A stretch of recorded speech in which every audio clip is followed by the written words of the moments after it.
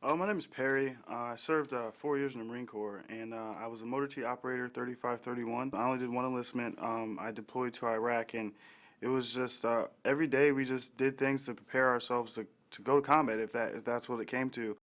When I graduated boot camp, I found out my dad wasn't there, and that shocked me, because he was so proud that I was going into the military, especially the Marine Corps, because he told me I didn't tell my parents when I joined. I just kind of just like, hey, I joined the Marine Corps, and they're like, oh, okay, great. But he didn't show up, and I was like, Mom, where's Dad? And she's like, she pulled me to the side, right after my graduation, and said, he can't make it. He has treatment tomorrow, and I was like, for what? And she's like, your dad has cancer. And so I was kind of dealing with that all the way up until my deployment, and I would say 2 months before I went, he passed away, and then I had to do what Marines do and put that aside and get ready to go on this deployment because I was in charge of the other Marines, and it was something that, I kind of had to put it aside for a minute and deal with on my own, but it got to be too much, too much, and I ended up just breaking down when I went to Iraq. I took my weapon and loaded it, sat on a chair and put my chin on it and took it off safe, and I was just bawling my eyes out and put it back on safe, walked to work, walked to my sergeant's office, and I scared him on accident.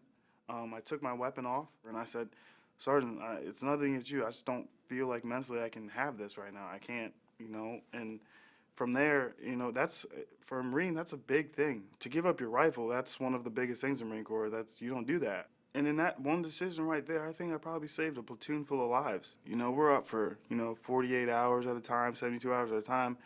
Some of us are drivers, some of us are gunners. You got to be alert all the time, no matter how tired you are. And having that emotional trauma or whatever and not asking for help can get people killed. At that time, I'm 212, 6'1", just a big guy, and I am crumbled up in a ball in my gunnery sergeant's arms crying like the only person I want to talk to is my dad, and I can't.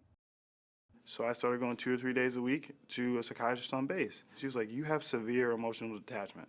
With that depression disorder, or dystemic depression, it's basically like you're like a flat line. There is no real true happiness, and there really is no real true sadness. It's just, you know? And that was hard for me to hear. Getting that help, it saved me, and it saved other people, and I'm thankful for it. It's one of those things that you can never regret because now you know it's out.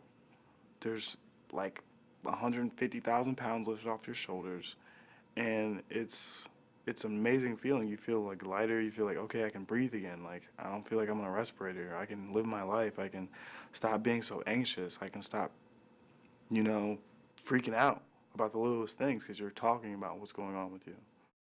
Talking to your spouse when you have an issue, being a veteran, being in that mindset of, oh, I'm gonna hold it in. I'm a man. I don't want to talk. I don't want to talk about it.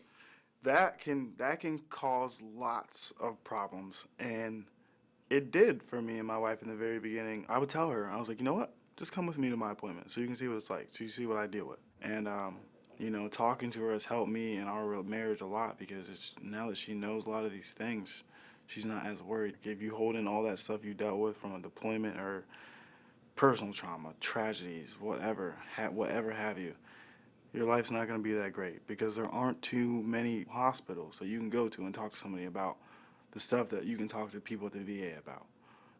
That's the biggest thing as a summary that I can say to any Marine, any young airman, trooper, soldier, seaman, anything out there, military-wise, get it, the help, it's there. Because it's just there to help us. It's there to help all of us.